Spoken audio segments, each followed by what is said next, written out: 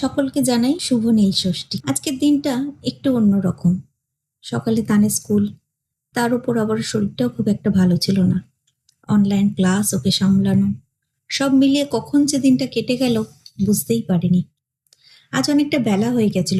অনেকদিন পর আজ একটা ছোট্ট ব্লগ বানাল, কিন্তু আজকের এই ভিডিওটার পেছনে আর একটা কারণ আছে। আমি সাধারণত চুপ থাকি, সব প্রশ্নের উত্তর দিই না, কিন্তু অনেকেই এই চুপ থাকাটাকে দুর্বলতা ভাবে। আমার মনে হয় সবসময় চুপ থাকা নয়, কিছু সময় নিজের কথা বলাটাও খুব দরকার। তাই আজকে ভিডিওটার মাধ্যমে কিছু কথা শেয়ার করতে চাই। 5 বছর হয়ে গেল আমি সংসার করছি। অনেকেরই ধারণা যারা বাইরে থাকে তাদের জীবনটা অনেক সহজ, নিজের মতো থাকা, নিজের মতো চলা, কিন্তু সত্যিটা একদম অন্যরকম। আমি যখন প্রথম এখানে আসি, আমার কাছে একটা গোছানো সংসার ছিল না, ছিল শুধু একটা ঘর আর কিছু প্রয়োজনীয় বাসনপত্র। সেই শুরু থেকে আজ পর্যন্ত ধীরে ধীরে একটু একটু করে আমরা আমাদের সংসারটা গড়ে তুলি। সংসার মানে শুধু শ্বশুর শাশুড়ির সাথে একসাথে থাকা নয়, সংসার মানে দায়িত্ব নেওয়া, সংসার মানে প্রতিদিন লড়াই করে আবার নতুন করে শুরু করা।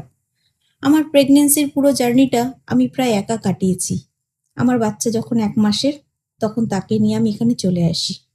তারপর থেকে আজ পর্যন্ত একাই তাকে সামলেছি, বড় করছি। সবসময় সবকিছু সহজ ছিল না, অনেক ইচ্ছা থাকলেও নিজের জন্য কিছু করা হয়নি, কিন্তু তাও এই সংসারটা আমাদের, আমরা দুজনে মিলে গড়ে তুলেছি। এইটাই সবচেয়ে বড় কথা। তাই বাইরে থেকে দেখে কারোর জীবনকে সহজ ভাবার আগে একবার ভেবে দেখবেন তার গল্পটা কেমন।